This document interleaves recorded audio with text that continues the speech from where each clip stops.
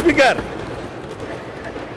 ব্যাংকের বিষয়ে কথা বলছে, বলে যে না আমাদের কোনো ব্যাংক ট্যাঙ্ক নাই, কিন্তু আবার যখন কথা বলছে তার মধ্যে আবার কৃতিত্ব অন করছে যে কিছু সংখ্যক লোক করেছে, সেটা কৃতিত্ব নিয়েছে এসে।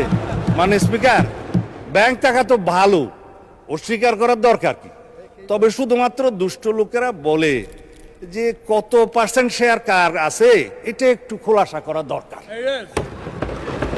তাহলে পরে এই যে ব্যাংক দখল হয়েছে স্পিকার ইন্টারিম গভর্নমেন্টের সময়, ব্যাংক দখল হয়েছে আওয়ামী লীগের সময়, দখল হয়েছে, স্টাইলটা একটু ভিন্ন ছিল স্পিকার।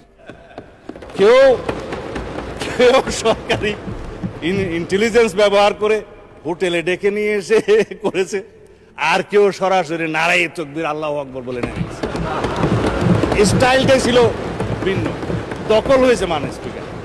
এখন এই সংস্কার না নিয়ে কথা বললে মানুষ আবার আমাকে গালি দিবে। ইন্টারিম গভর্নমেন্টের সময় তিনটা শব্দ খুব বেশি বাজার পেয়েছে, একটা হচ্ছে সংস্কার, আর একটা হচ্ছে বিচার, আর একটা হচ্ছে নির্বাচন। তবে নির্বাচনটা বলেছে যে সংস্কার এবং বিচার সমাপ্ত হওয়ার পরে যদি কোনো সময় হলেও হতে পারে, এইভাবে ছিল নির্বাচনের বিষয়টা।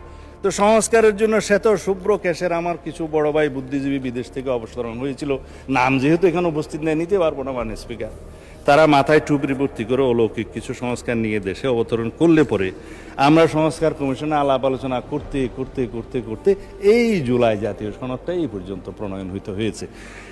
এখানে একটা বিষয় উঠে এসছে, মনে হয় মাননীয় সদস্য তাহের সাহেবের বক্তৃতার মধ্যে, যে নোট অফ ডিসেন্ট দেওয়ার কথা তো ছিল না সম্মতভাবে।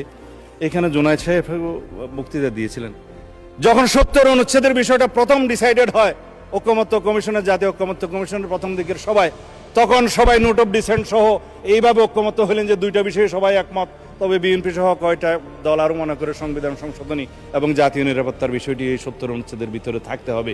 সেই দিন থেকে ডিসাইড হলো নোট অফ ডিসেন্ট সহকারে জুলাই জাতীয় সনদ প্রণীত হবে, এবং নোট অন ডিসেন্ট সহকারে আপনারা স্বাক্ষর করেছেন, এখানে স্বাক্ষর আছে বড় বড় হাতের স্বাক্ষর, আমরাও স্বাক্ষর করেছি। আসুন সেই জুলাই সনদকে বাস্তবায়ন করি।